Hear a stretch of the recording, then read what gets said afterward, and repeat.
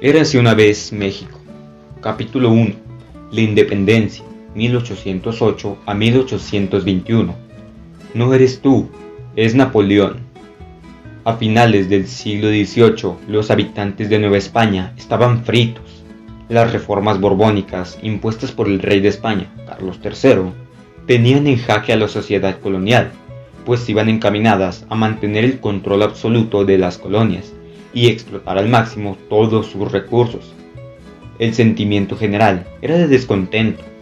La gente padecía la opresión de la corona, pero los criollos en particular sentían que les habían cargado la mano. Eran discriminados en su propia tierra y estaban imposibilitados para ocupar cargos y gozar de privilegios que estaban en manos exclusivas de los peninsulares. Todo se precipitó a partir de mayo de 1808, cuando Francia invadió España.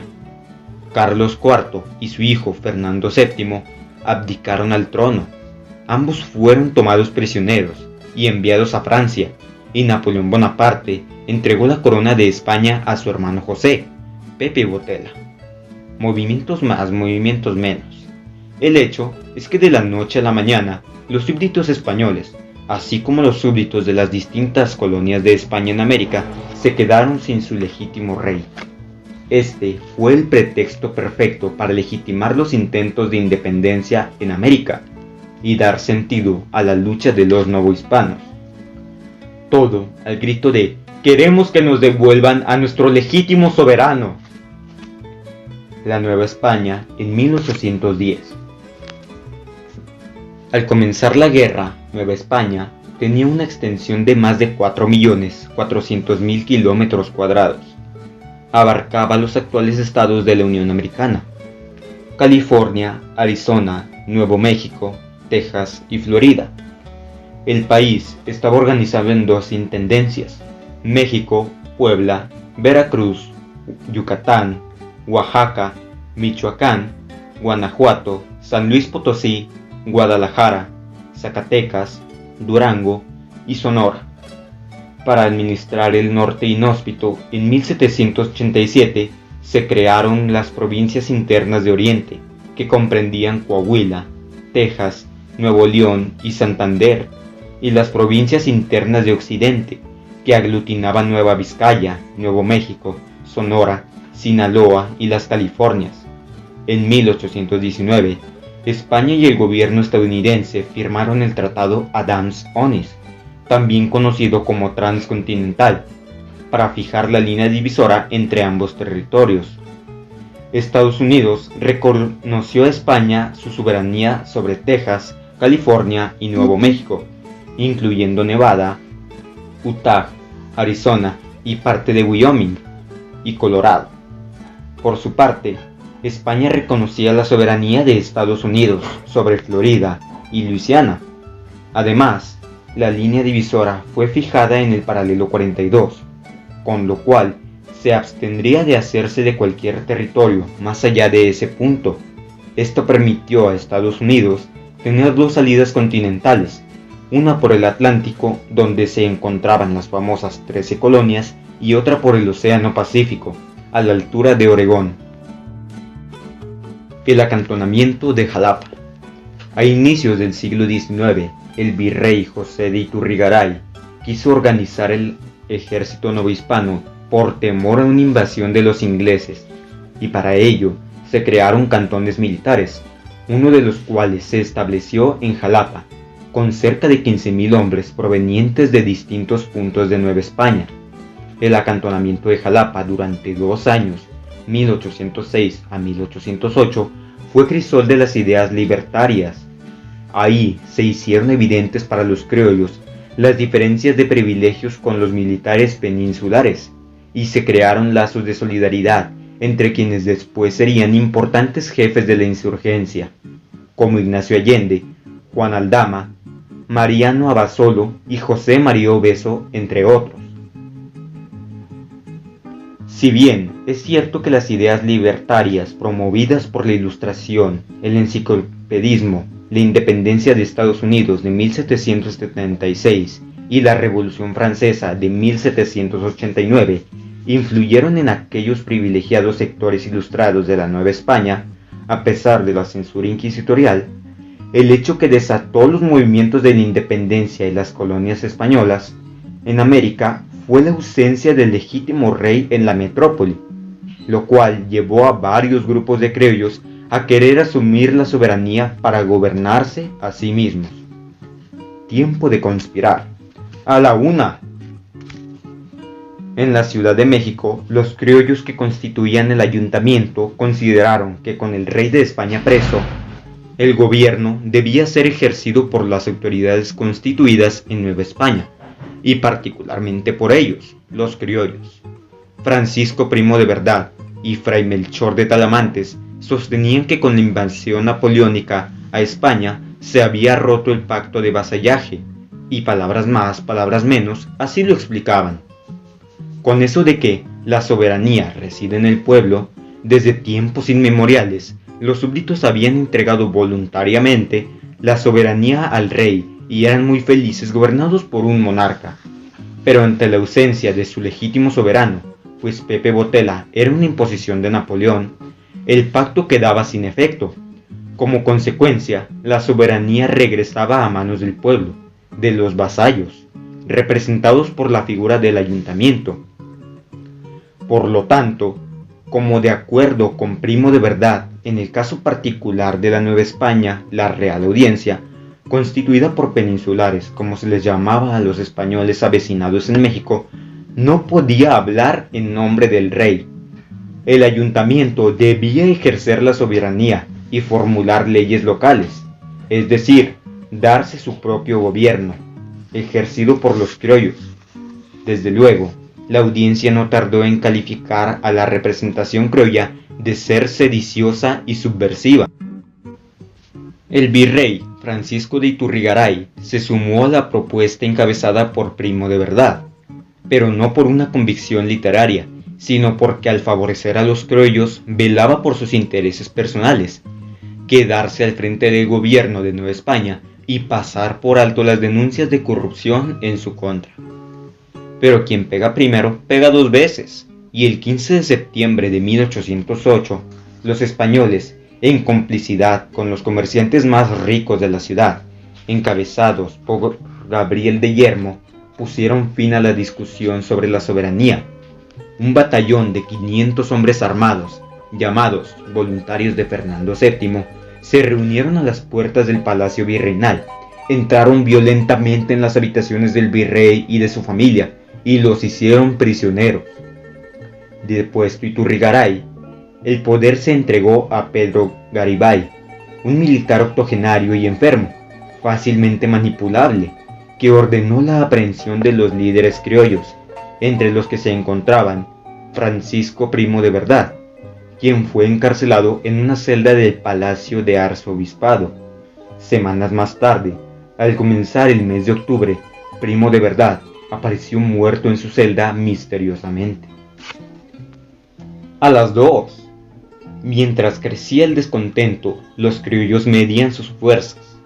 En septiembre de 1809, en Valladolid, hoy Morelia, los militares José Mariano Michelena y José María Obeso organizaron un movimiento clandestino que tenía como fin organizar una junta nacional gubernativa y tomar el poder a nombre de Fernando VII, con la intención, en ese momento, de buscar la independencia de los franceses, en caso de que José Bonaparte ocupara permanentemente el poder en España. En las juntas secretas de Valladolid, planearon levantarse en armas y tomar como rehenes a los europeos. La conspiración fue descubierta en diciembre de 1809, y sus miembros encarcelados en la Ciudad de México. Sin embargo, el virrey, que entonces era Francisco Javier Lizana y Beaumont, quien tenía fama de débil y clemente, al poco tiempo los puso de vuelta en sus servicios militares. Lizana se engañaba pensando que podría controlar las conspiraciones con reprimendas indulgentes. ¿Conspiradores y amantes? Sobre el capitán Allende y doña Josefa pesa un rumor que ha desatado todo tipo de especulaciones y ha despertado el interés de historiadores, investigadores y novelistas. la posibilidad de un amorío entre ambos. Se dice que Allende se apasionó con la corregidora, pero hizo parecer que pretendía a uno de los hijos de los Domínguez, para verla con libertad en su casa, que su idilio creció con la misma intensidad que la conspiración por la independencia, que al ser descubierto el movimiento, doña Josefa se las arregló no solo para poner sobre aviso a los caudillos, sino que fue enfática en prevenirlo de la persecución de las autoridades. Una vez que estalló la independencia, Josefa fue enclaustrada en el convento de Santa Catalina de Siena, donde tuvo una hija que fue declarada de madre desconocida, pero a quien el gobierno le asignó una pensión en 1868. La historia del romance entre Allende y la corregidora es mera especulación. No existe ningún documento fehaciente que pueda develar el misterio. Todas son conjeturas, por las edades de ambos, 42 años, por la estrecha relación que guardaron durante los meses de la conspiración, por la cercanía que tuvieron. Existe la posibilidad de que el romance se hubiera gestado. Sin embargo, ninguno de los dos se pronunció al respecto, y ambos bajaron a la tumba sin reconocerlo. Y a las 3. Los fracasos anteriores no apagaron el deseo de independencia. Al contrario, las conspiraciones se extendían. En San Miguel el Grande, Ignacio Allende organizaba juntas secretas en los entresuelos de la casa de su hermano Domingo, mientras en los altos de la casa se realizaban tertulias y bailes para evitar sospechas.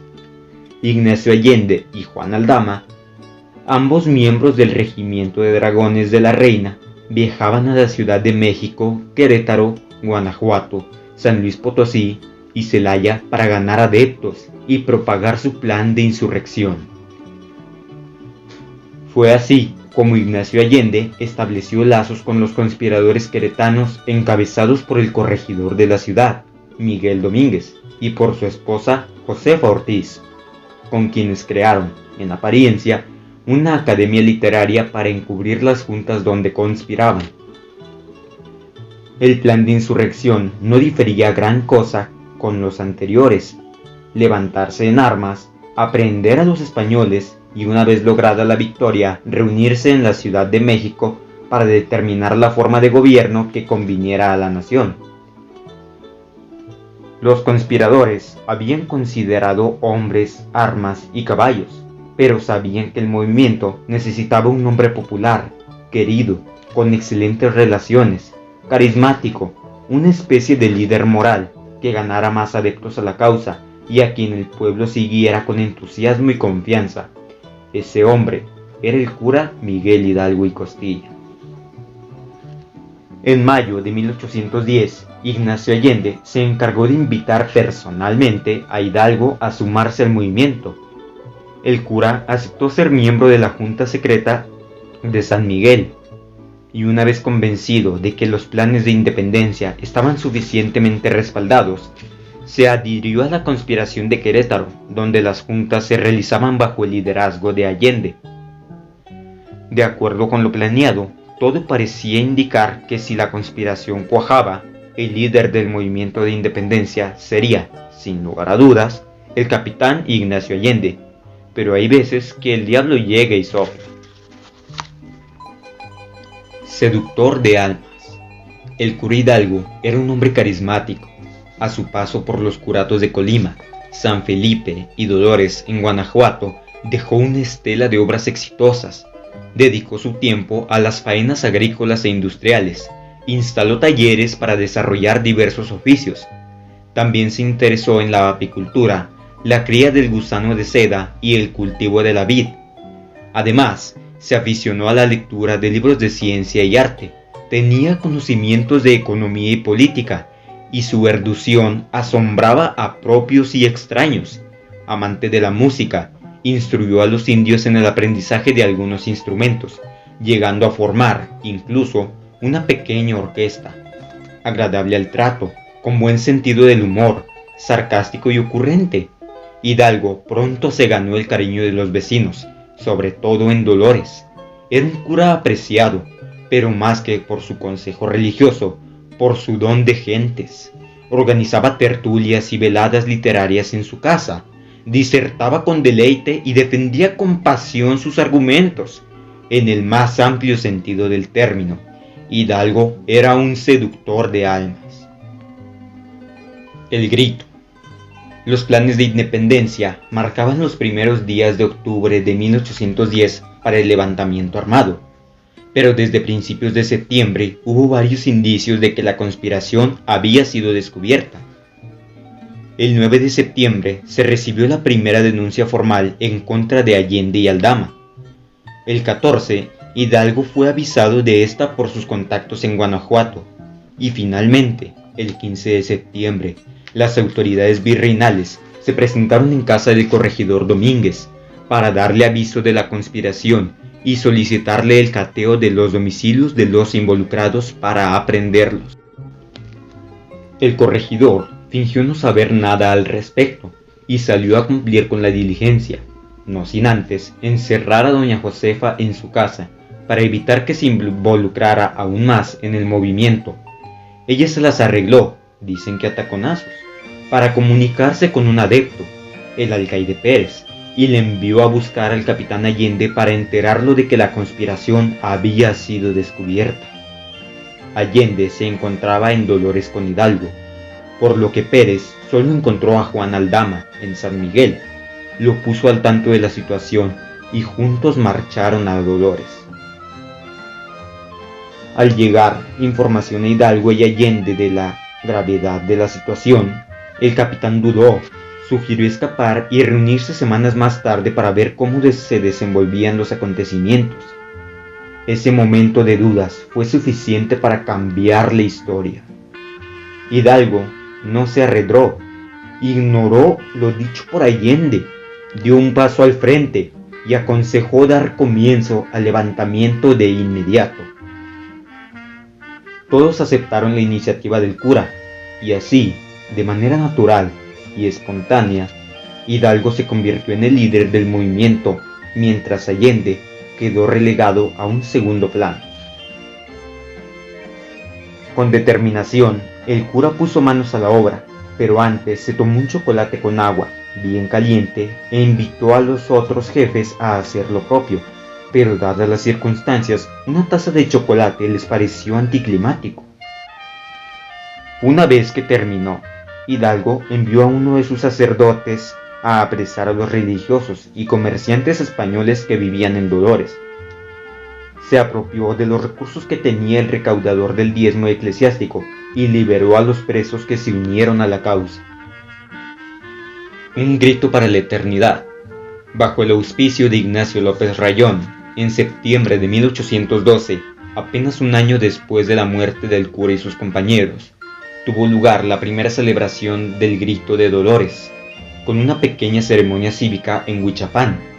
En 1813, todavía en plena guerra, Morelos dejó establecido en los sentimientos de la nación que igualmente se solemnice el día 16 de septiembre todos los años, como día aniversario en que se levantó la voz de la independencia y nuestra sana libertad comenzó, pues en ese día se abrieron los labios de la nación para reclamar sus derechos y empuñó la espada para ser oída. Consumada la independencia, un decreto del Congreso del 27 de noviembre de 1823 declaró el 16 de septiembre fiesta nacional. Por entonces, la gente ya se refería al hecho como el Grito, y la primera población que erigió un monumento para recordar a los padres de la patria fue Celaya. La primera ceremonia del Grito con carácter oficial, en la que participaron todas las autoridades y para la cual se conformó una junta patriótica organizadora de los festejos, se llevó a cabo en 1825, bajo la presidencia de Guadalupe Victoria. A partir de ese entonces, no ha habido año en que no se conmemore. Cerca de las 5 de la mañana del domingo 16 de septiembre, Hidalgo se encaminó a su parroquia, subió las escalinatas y ordenó llamar a misa con repiques. La plaza estaba llena, pues era día de mercado y la gente comenzaba a montar sus puestos. Segundos después, el cura convocó al pueblo a tomar las armas. Aunque nadie sabe a ciencia cierta qué fue lo que gritó Hidalgo, La mayoría de los investigadores coinciden en que fue ¡Viva la Independencia! ¡Viva Fernando VII! ¡Viva la Virgen de Guadalupe! ¡Muera el mal gobierno!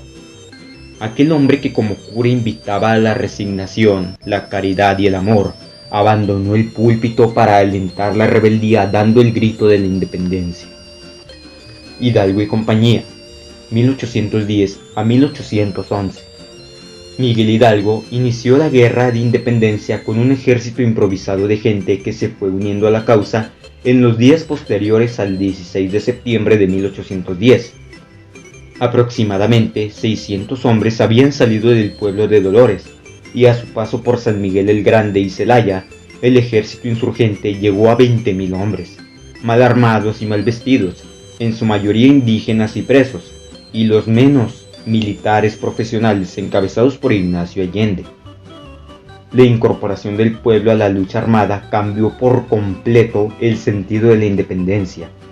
El proyecto que los criollos venían cocinándose desde las conspiraciones de 1808 y 1809 quedó relegado por completo.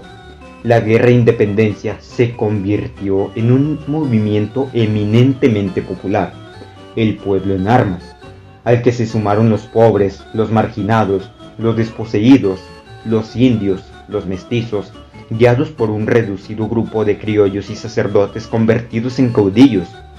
Nueva España fue el único territorio donde este fenómeno ocurrió.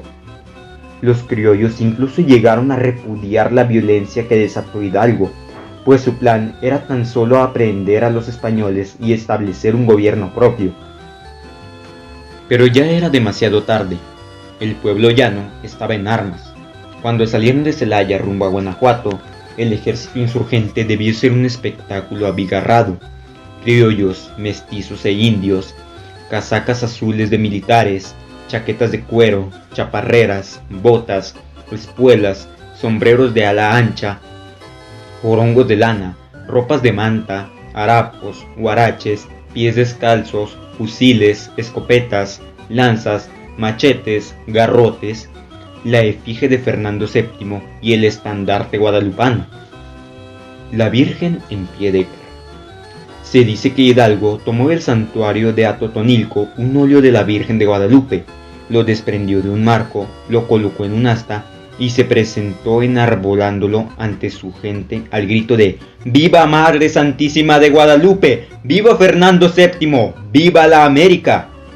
Sin embargo, Luis Castillo Ledón, en su libro Hidalgo, la vida del héroe, narra que en el trayecto hacia San Miguel el Grande, Hidalgo, Allende y sus hombres se detuvieron en Atotonilco para tomar un descanso.